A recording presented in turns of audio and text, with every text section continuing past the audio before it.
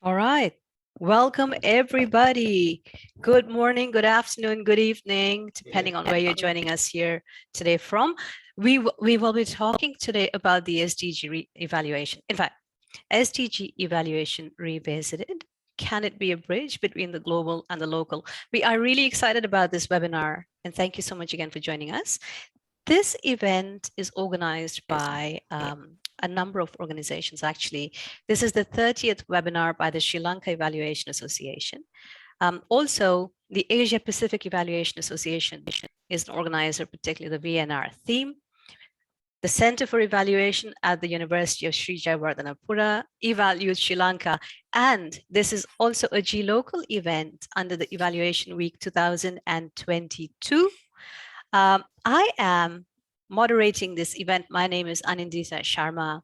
I'm a partner with Artha, a consulting company based in Singapore, and I'm also the Asia Pacific Regional Director for the ROI Institute. Like most of you, I really appreciate discussions on impact, measurements, and outcomes. And my role here today is really to listen to your voice, because you will not be on the stage with some of us. So really being able to hear what your thoughts are and bring them to fore. We only have a couple of very simple housekeeping rules here for today.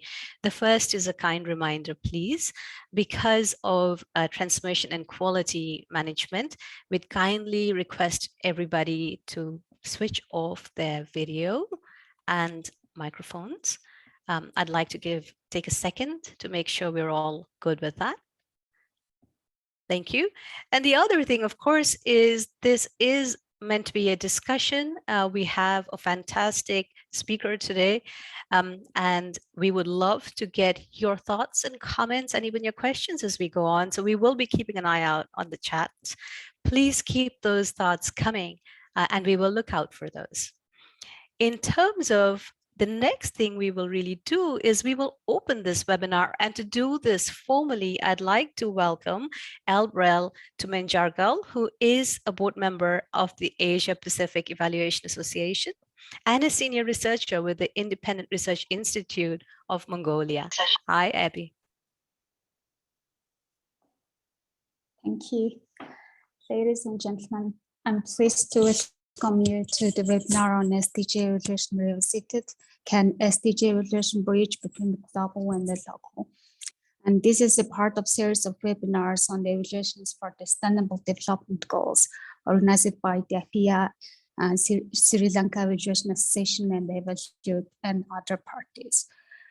The 2030 agenda is an important agenda, but also a vast one, and the time available to us is very limited.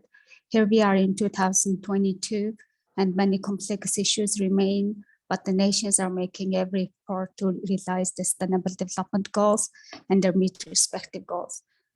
Unfortunately, due to a global pandemic, inflation, and the war in Ukraine, the global community is at a critical moment in its pursuit of the Sustainable Development Goals.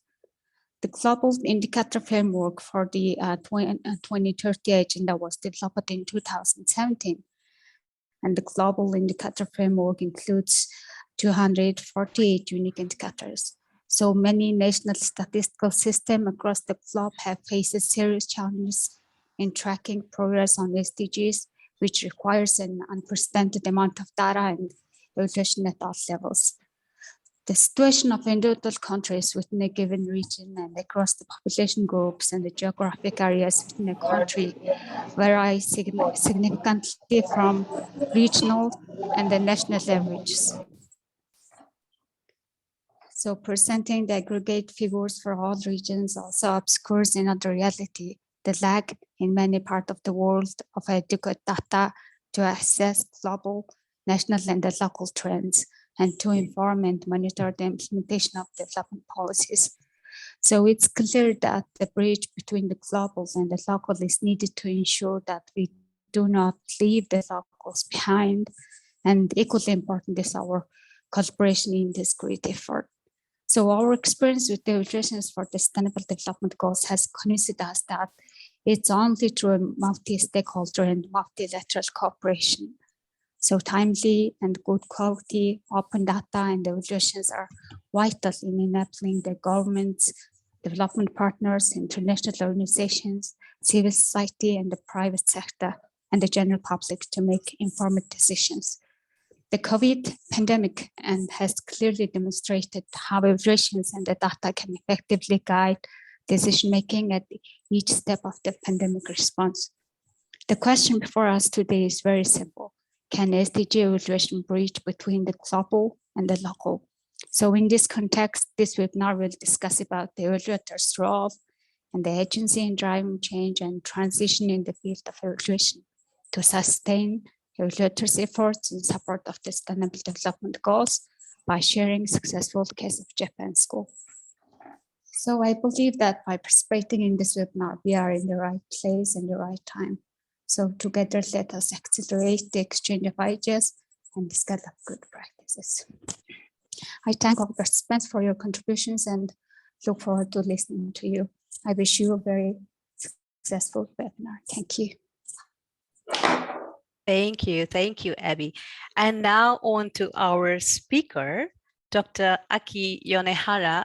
I am so impressed with Professor Yonehara's passion for this subject, as I am absolutely confident you will be as well. Dr. Yonehara is a professor with the Toyo University and currently actually with IIT Delhi. Welcome, Professor Yonehara. I'm going to hand over the session to you and look forward to the discussion. Thank you, Anindita. Let me share my slide. Just a moment, please.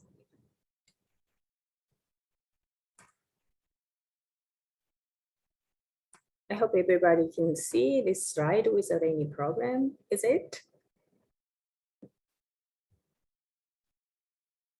Okay.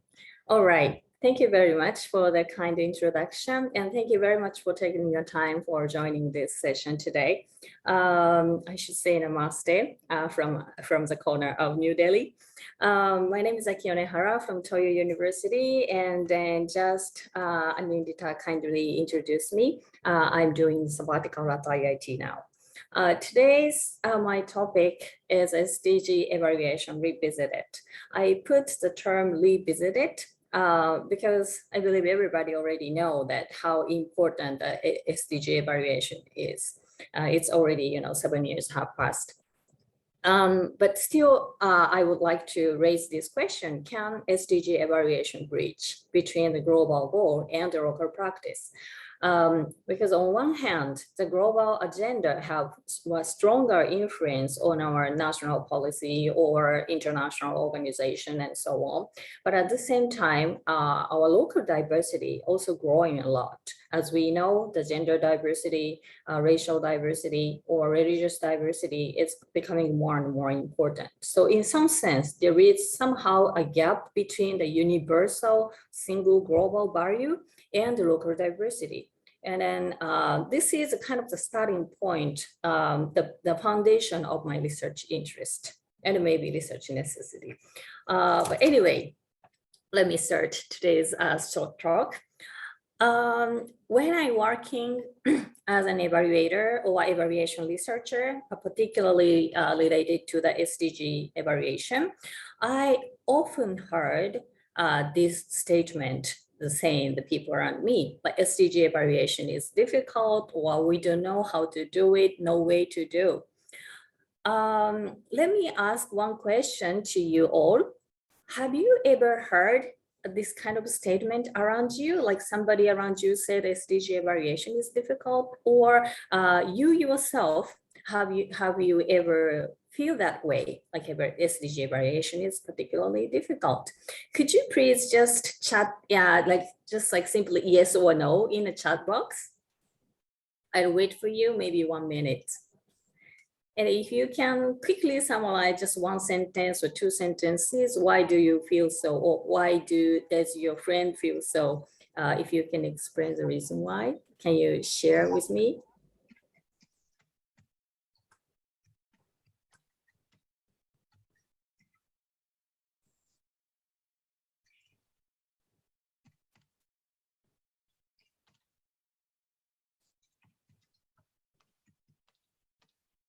Anyone through the answer to the chat box.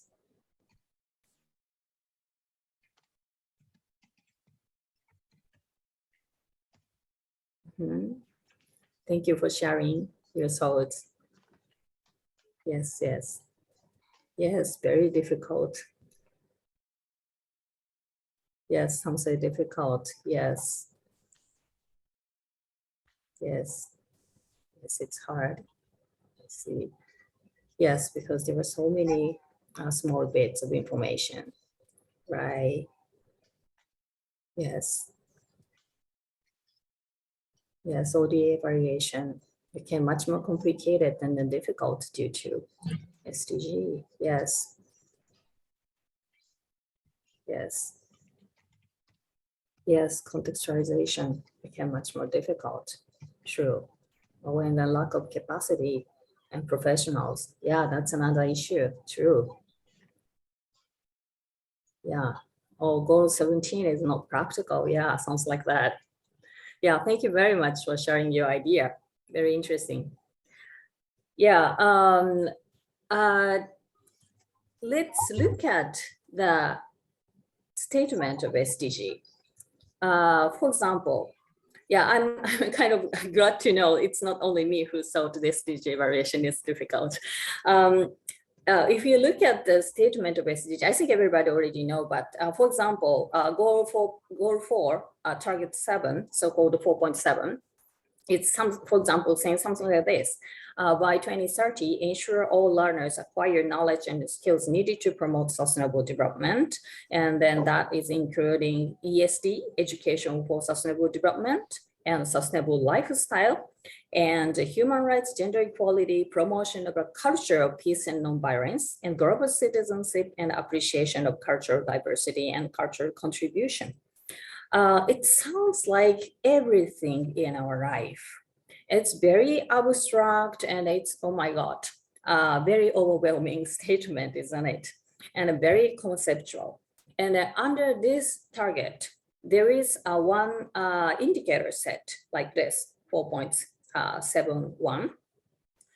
It is saying the extent to which global citizenship education and ESD, including gender equality and human rights, are mainstreamed at all levels in national policies, curricular, teacher education, and student assessment. If I were the evaluator of this goal, I definitely may feel it's difficult to evaluate. It includes all the national system, and then it's very abstract, and then still the statement is too conceptual. And not only for this goal, but also if you look at goal 5 or goal 16, even though the statement is much shorter than 4.7, and it looks like the indicator is more numeric, but still we may face with the difficulties. Regarding the gender equality, the indicator 552 is defined like proportion of women in the manager positions. It looks like very simple and then looks like a numeric, but it's very different from the indicator like school enrollment ratio or child mortality ratio. Like if it's a case of the school enrollment, we definitely easily get agreement of like 100% is ideal situation. And if it's child mortality, we could maybe easily get agreement of, okay, 0% is a goalpost we are looking for.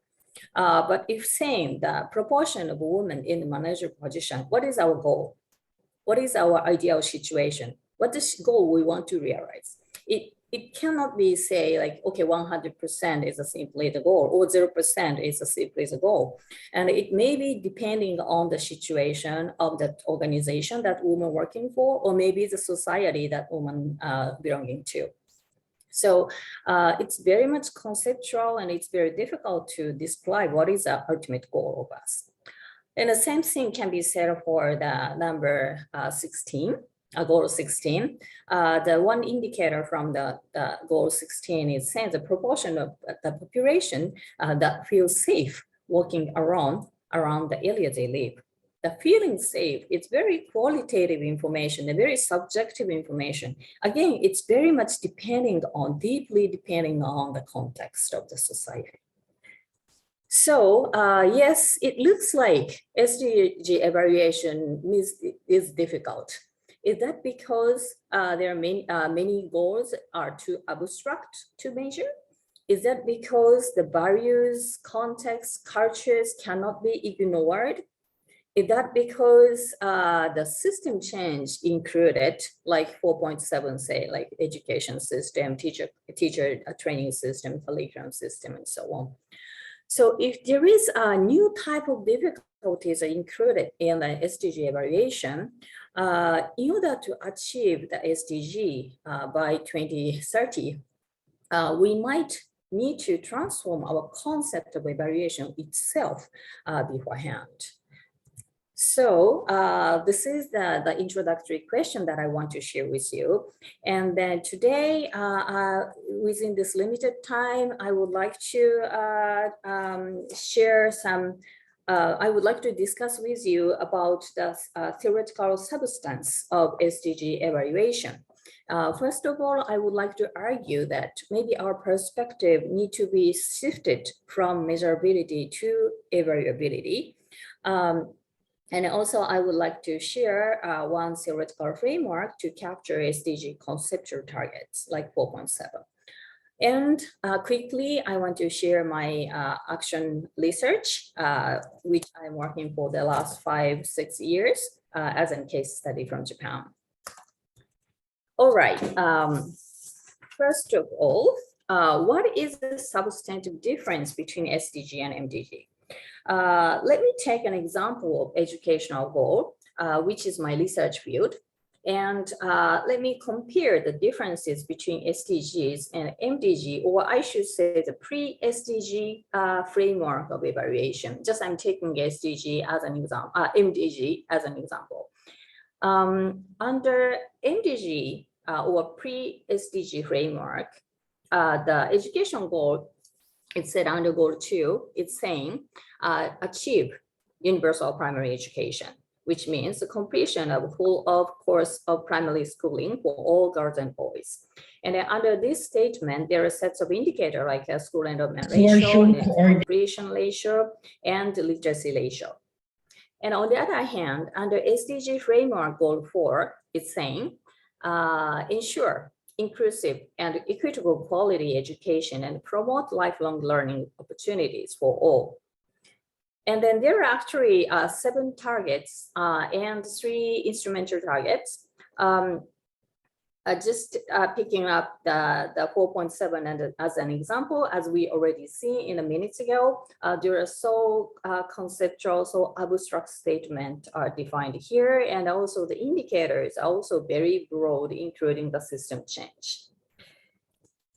So from here, under SDG framework, or I should say pre-SDG era, even including 1990s Jomutian World Conference for Education, Primary Universal Education.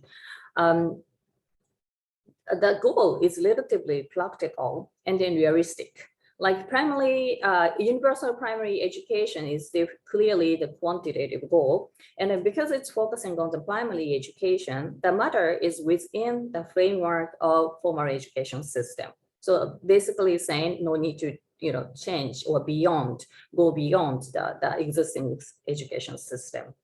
So that is why the indicator very simply connected from the goal, so that the global concept is no need to be translated into the local context. That, for example, the school enrollment ratio is defined, as a numeric equation all over the world.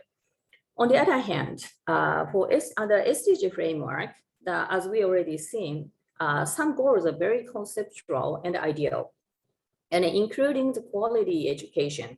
And then it also mentioned to the lifelong learning and non-formal education for all, which means it's totally go beyond of the formal framework of education, existing education system. And then due to these characteristics, before thinking about the measurability, we have to think about evaluability. As I think you already know the evaluability, the concept of evaluability, roughly saying, has three components. The first one is the description of the program model with well-defined goals and objectives. And then second component is assessment of the model, the logic model described. And the last component is identification of stakeholders and likelihood of the use of the findings of evaluation.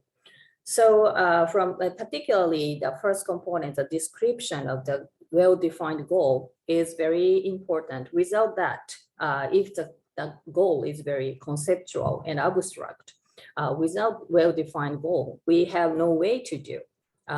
No, you know, even not only for the evaluation, but also the implementation might have problem. So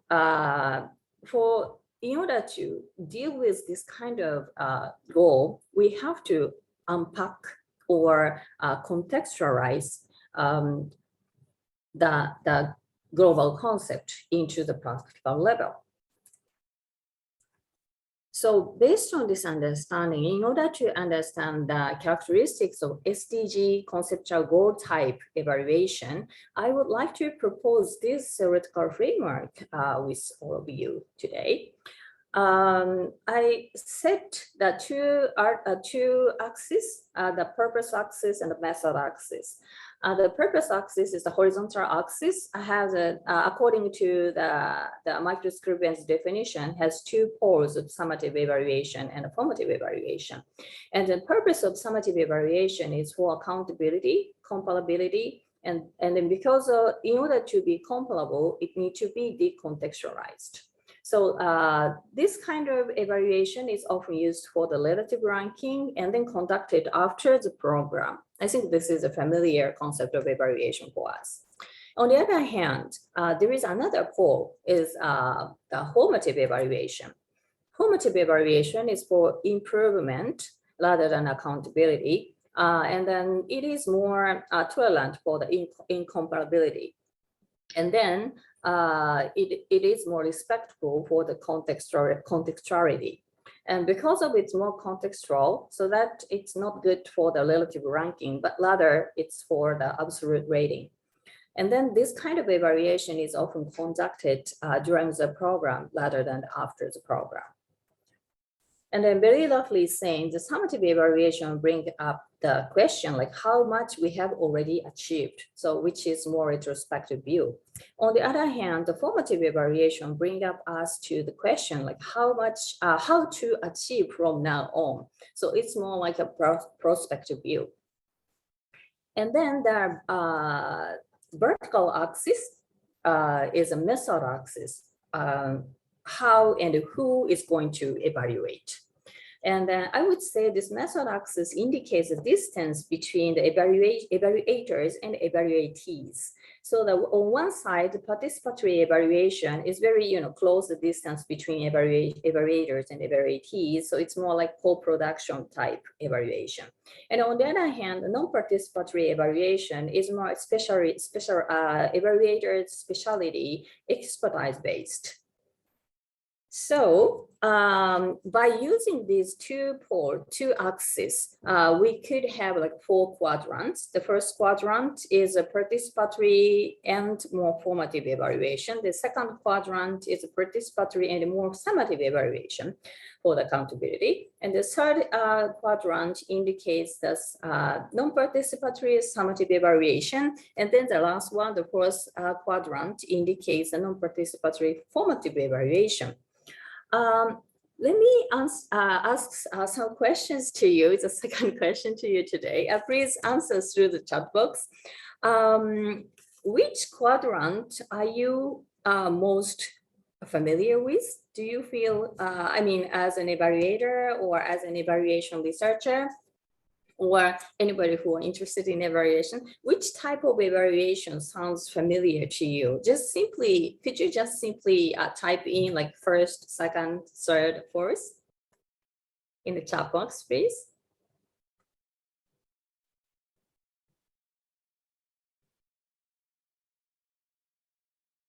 Okay, participatory, summative, all 4, oh yes. And second quadrant. Course, second, first and 1, 2, 3, first, 1, 2, 3. Yes, participatory, first. Okay. Yeah, thank you very much. It seems like you have a variety of background. Thank you. And then let me ask one more question. Which area, which quadrant do you think the most important for SDG evaluation?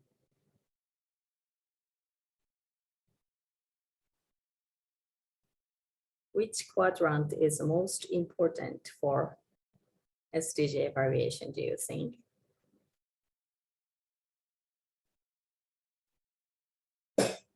Yes. Yes, second, first and second. Second, participatory formative. Second, 1, 2, 1, 2. Yes. 4, 2. Yeah, thank you very much. It's very interesting.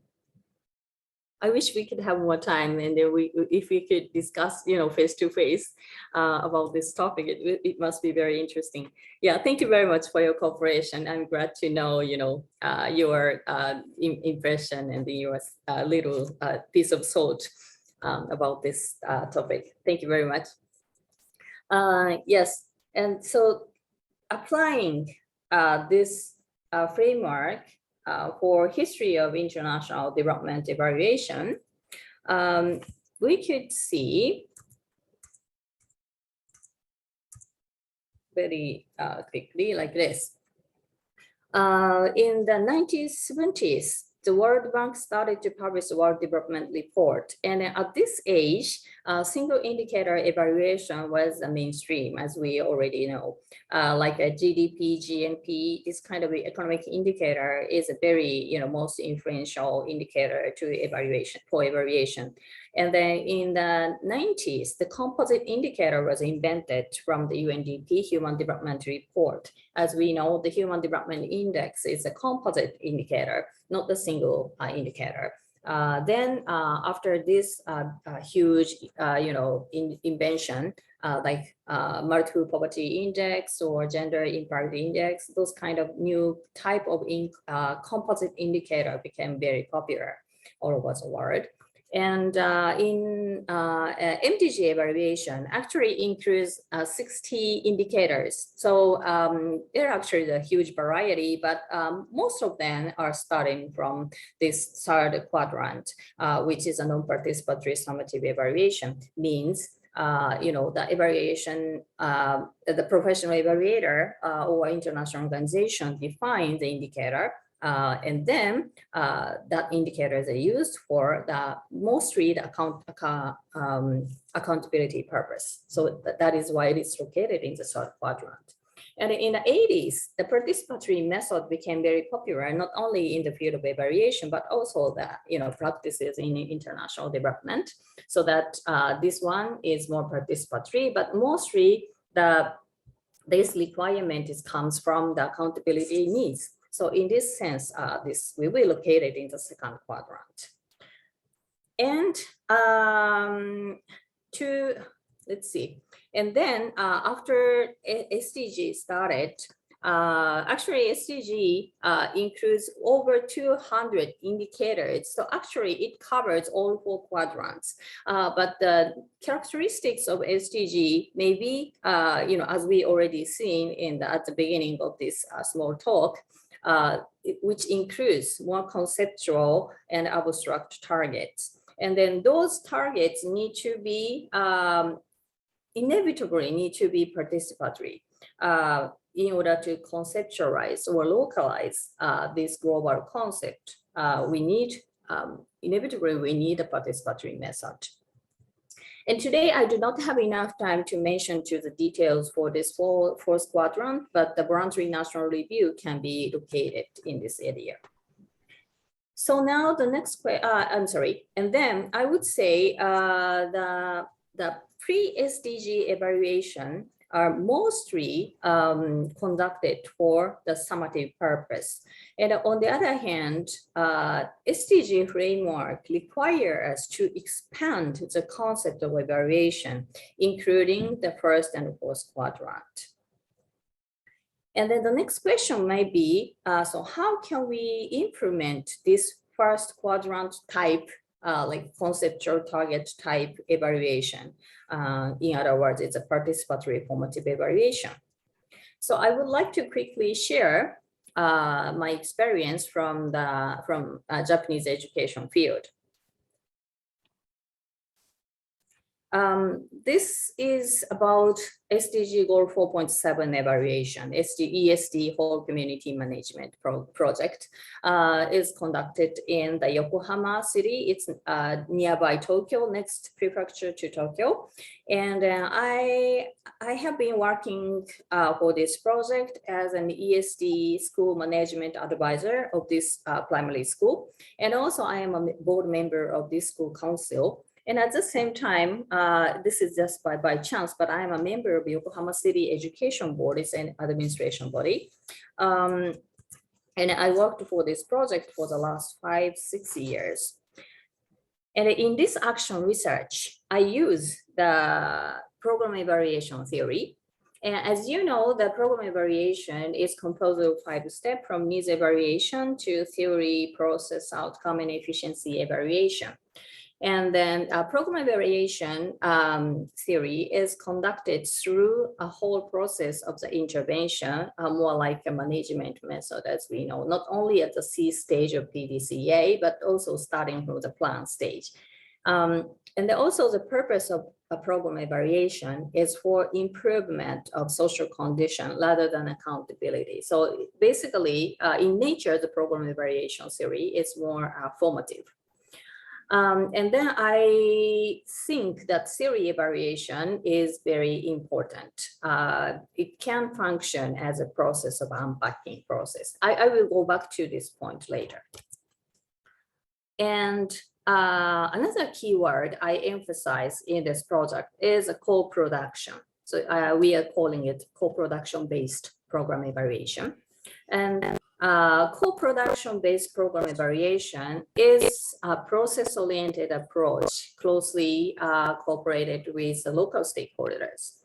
And the purpose of CPE is for learning and empowerment based on the communication among the local stakeholders. And according to the public management study, in the field of the public management study, the co-production is different from the concept of partnership. The partnership is a collaboration between the service providers, but co-production is a collaboration between service providers and the service users or beneficiaries. And I would like to focus on this point. The beneficiaries are also a participant to co-produce. Encouraging to have positive reinforcement. So for this project, I spent enough time and then so much for this theory evaluation process. We spent a lot of time to construct a logic model and also evaluation indicators with teachers and then local community people in a very participatory manner. And we never try to fix this logic model. We always try to revise over and over again. So actually this school has like at least 4 times and 5 times per year. We have such kind of workshop to revise and discuss about their logic model. And then this is actually the unpacking process or localization process. Through this workshop, taking enough time, the local stakeholders, including teachers and parents and local people, thinking about what does sustainability mean in their own context, and then what kind of children they want to grow in this, through what kind of education.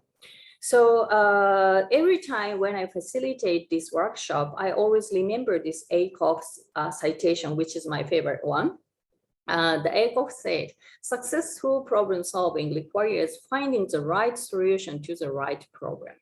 We fail more often because we solve the wrong problem than because we get the wrong solution to the right problem. So actually, it's very difficult to find the right problem worth solving, particularly when the goal is coming from the heaven, maybe it's the government or maybe United Nations from the New York. We sometimes uncritically accept it, and then we kind of skip the process of digestion. But I think that localization or contextualization or unpacking is very important to find their own issue. Okay, due to the time limitation, I'm quickly go through this part, but this is a logic model that people created. And then I'm not going to the detail, but the point is, this is very much unpacking process. You can see, like starting from the very global abstract level to the specific concept, the daily education activity level. So you can see the localization process, contextualization process through this. And also, if you look at this direct outcome level, you can see the co-production approach, not only child and then teachers, but also the local communities. Oh, I'm sorry.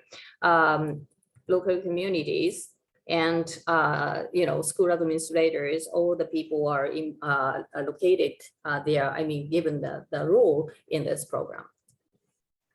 And in terms of evaluation, let me share one example of the direct outcome. One outcome is saying like this: the children find the social issues from their local community and recognize the development of their competence through trial and error-based educational activities. And in order to evaluate such kind of the outcome, what kind of indicator they can use and how they can collect the data. And the teachers have developed a questionnaire like this. Did you set the learning goals by yourself and try to learn by yourself?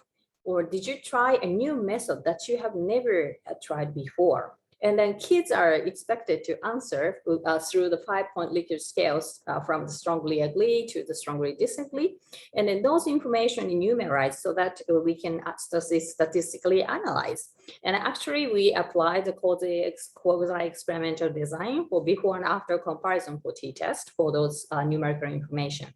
And then some part of the questionnaire is composed of the open-ended question as well. And like something like through this activity, how do you observe your change?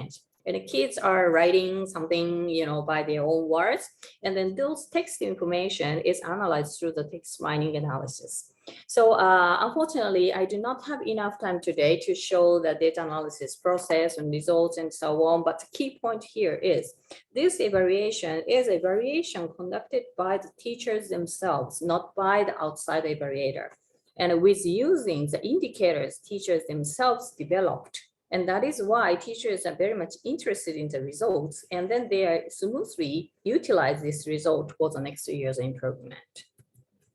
And actually, this is an evaluation report that teacher published by themselves voluntarily. I never say that before, but since they introduced this program evaluation approach in their school, they voluntarily started to make this evaluation report every year. And this is 2 years ago's flyer, but this is about like 30 to 40 pages flyer. And then I'm going to share you with 1 page of it. This page is introducing the ESD activities entitled Nurture SDGs Partnership by Mixed Grade Activities. Actually, this activity is also the teachers' invention through this workshop. And then teachers are, after conducting this, activities, this is actually the piece of the logic model. And then after some activities, teachers make statements regarding the tips they learned and also children's changes they observed from those activities. And then here is some statistical evidence. The data is collected through the survey that I introduced you in a second ago. Then I'm sorry, it's all written in Japanese, but the point here is that this report reflects the activities with evidence along with logic model. And then it is help teachers to share the result with outside stakeholders. This flyer is distributed to parents and also neighborhood schools and administrative body, including Ministry of Education and Yokohama Education Board. Okay, I'm sorry, I'm almost running out of time. Here is a quick findings. Key findings. First of all, the participatory system of school management is inevitable for unpacking in the localization process.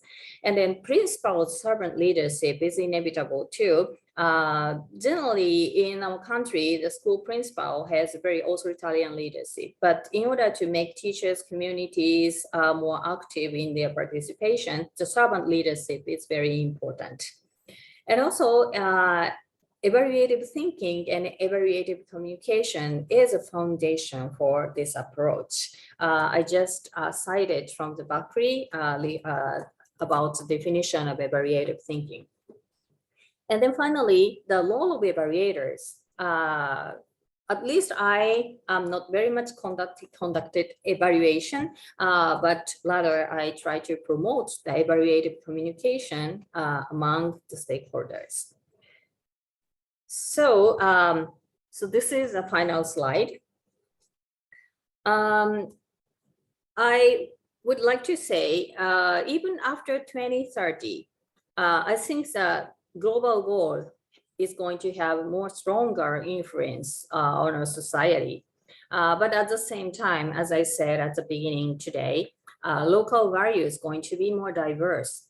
And then somebody need to bridge between this local goal and global goal and the local practice.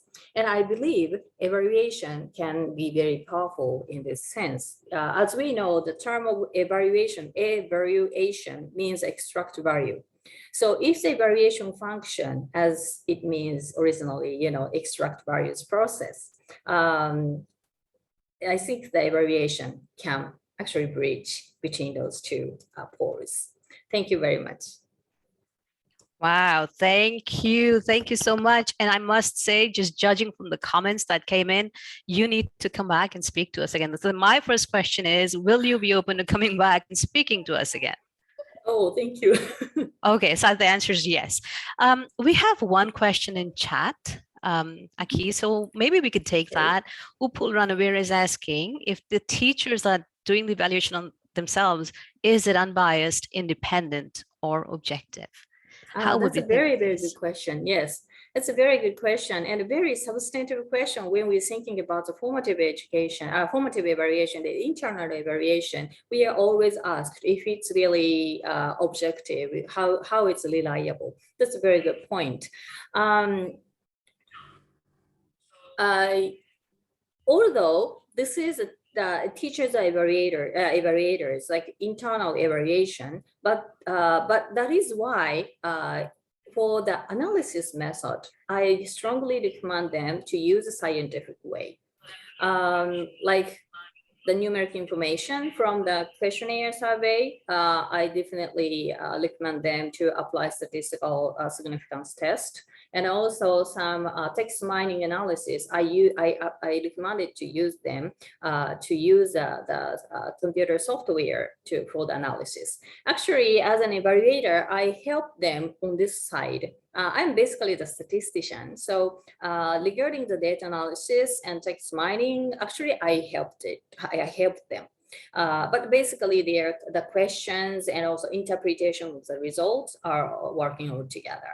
So this combination is maybe very important to keep that result objective. I hope I would answer to this question. Okay, great. And while you were speaking, we have a couple more questions. One, I think, referred back to your 4 quadrants, asking about why and where you place the SDG evaluation. I think you did touch upon it as formative participatory, but it came back as a question. So just wanted to highlight that. The second is a question on meta evaluation. In general, so could you maybe take the second one? Okay. Yes, this one. Yeah. Yes, I'm sorry. The question is. The question is, do you anticipate a need for meta-evaluation to conglomerate results? In this case, I guess, suppose from many schools. Oh, this is the second question, right? The first Yes. question is about. The first question was, where would you put SDG evaluation on your 4 quadrants? Yes, okay, thank you very much. Basically, I believe the SDG evaluation can include all the quadrant.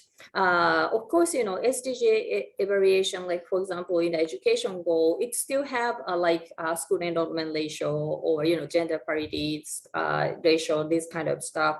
And some indicators are definitely from the third quadrant, the most conventional quadrant.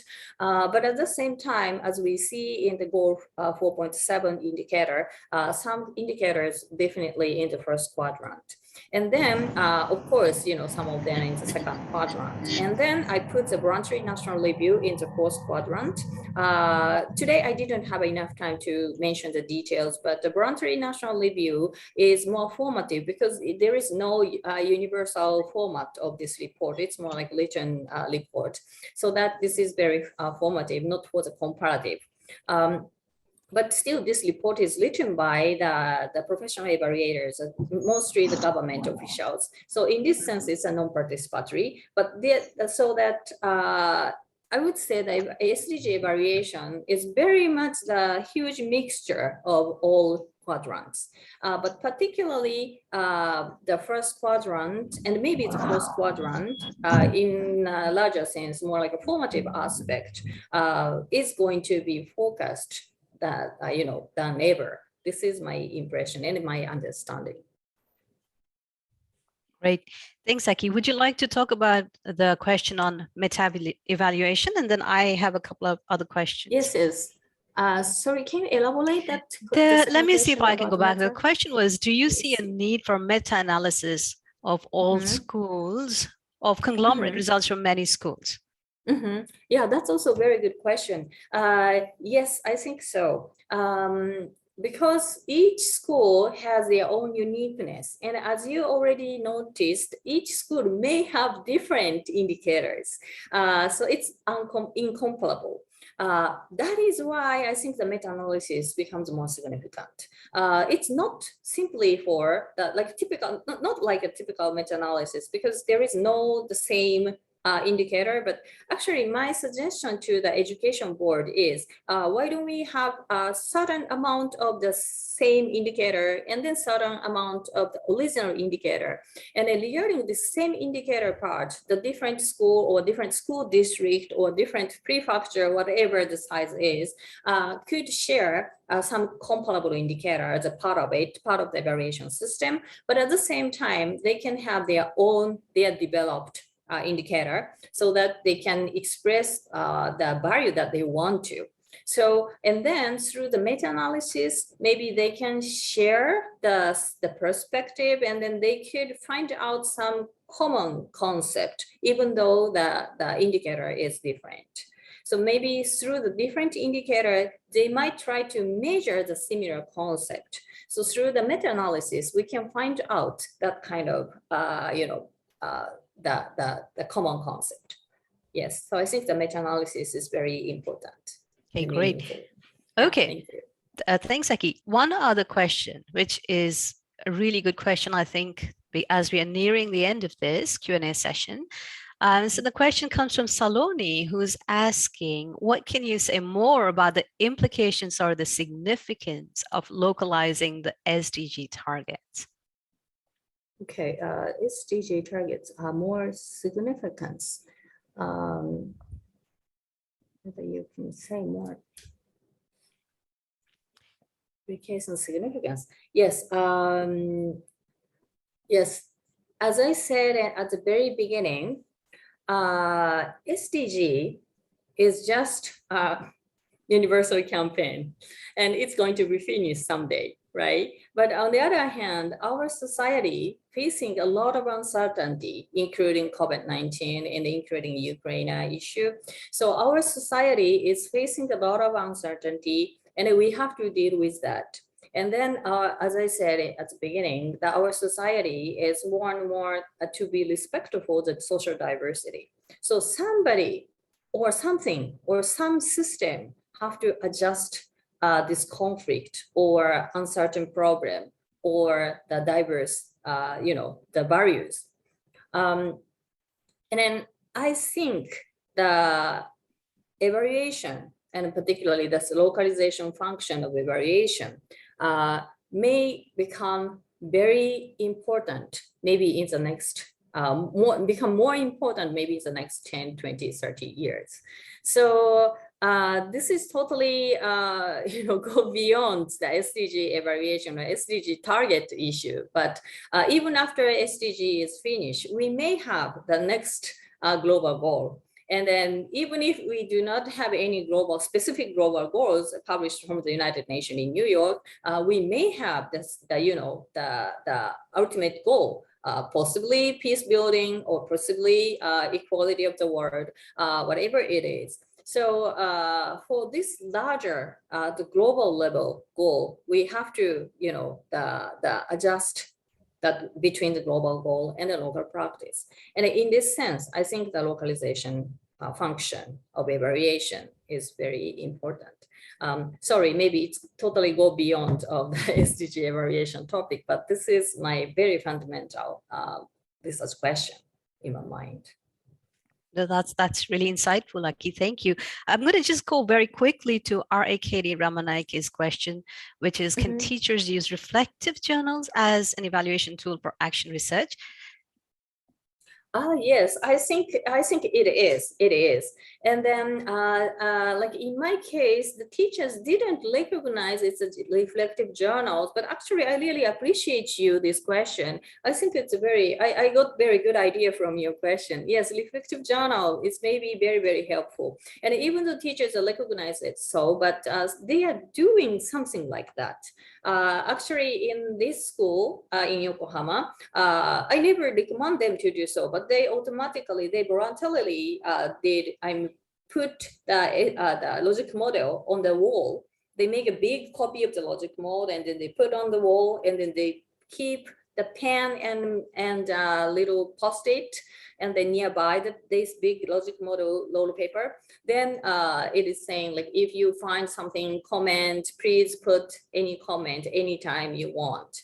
And then anytime teachers not recognize or get some new idea, they just write down and they put there. So it's not exactly the reflective journal, but sort of, like share a key, reflective thinking is becoming a part of their daily behavior. And also the sharing the reflective thinking, it's going to be their part of daily routine. And I think it's very much, important to develop their own evaluative thinking and then, stimulate their evaluative communication. Yeah, thank you very much. I think it's a very good idea. Okay, we have about 7 minutes to the end of this discussion, and I mean, it's very clear that people are engaging deeply with the content that you brought us today.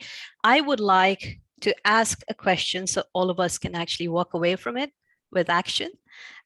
So what do you think, based on this talk today, Aki, what can we as researchers, evaluators, or people interested in the field do tomorrow to make things more, Yeah, thank you very much. That's a very good question.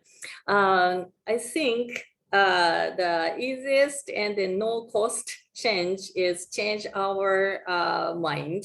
The concept of formative evaluation, and then the recognition of the importance of communication, substantive communication. If we evaluators recognize that significance of those issues, we can change the atmosphere of evaluation process and evaluative communication. So this is an advantage for us evaluators. So if we change our mind, it's cost-less and easy. We can change it right now. So I think this is maybe the recommendation from me. Okay.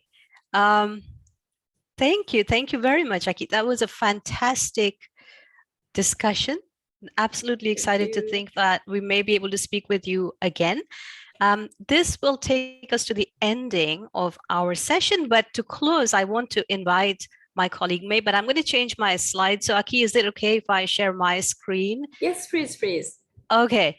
And So thank you everybody very give me just one moment while I put this in slideshow.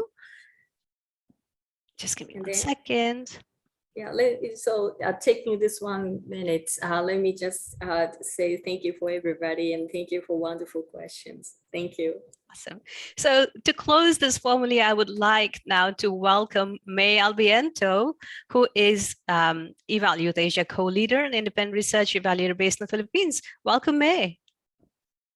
Thank you, Nandita. Wow, that was a very, very insightful talk we had. Thank you so much, Professor Aki, for your insights and for sharing your action research with us. I do agree evaluating SDGs indeed can be really difficult, but this is a very timely topic, especially as we are now halfway through the implementation of the SDGs. And this talk really goes to show how important it is to contextualize and operationalize indicators, so we could ensure the evaluability of these conceptual targets, especially at the local level, where most of us development actors work. I love that Professor Aki highlighted key concepts and processes such as unpacking, the need for localization, the co-production approach and evaluation, and how we can use the participatory-formative approach in evaluation. Thank you all so much for your active participation today. A very, very engaging discussion indeed. It looks like Professor Aki's talk provoked a lot of thoughts among us, right? We hope you gained key insights from our webinar today, and we hope that you will able to use whatever you got from this webinar in your own work. Thank you so much, and indeed as well for the wonderful moderation of this webinar. So on behalf of the Asia Pacific Evaluation Association, Sri Lanka Evaluation Association, Evaluate Sri Lanka, and the Center for Evaluation of the University of Sri Jayawardenepura. Thank you so much, everyone, for joining us today, and we hope to see you again in our future webinars. Back to you, Anindita. Okay, great. So because you mentioned future webinars, the next one is up on June 23, and this is Evaluation in Bhutan. So please join us back for that. And once again, appreciate very much not just your time, but also your participation in the discussion.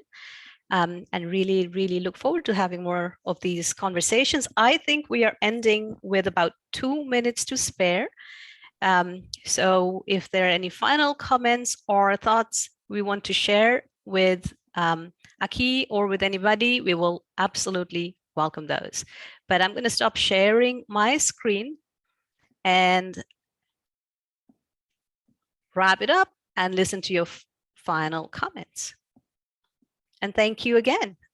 Okay, sharing the presentation. Definitely, we will have a discussion after this, and make sure you get resources from this session. Definitely, yeah. Thank you. Okay, yeah, thank you very much, everybody. How do we, hello? Yeah. Yeah, good time, everyone. I'm calling from Nigeria. It's 2 minutes to 7 a.m. here.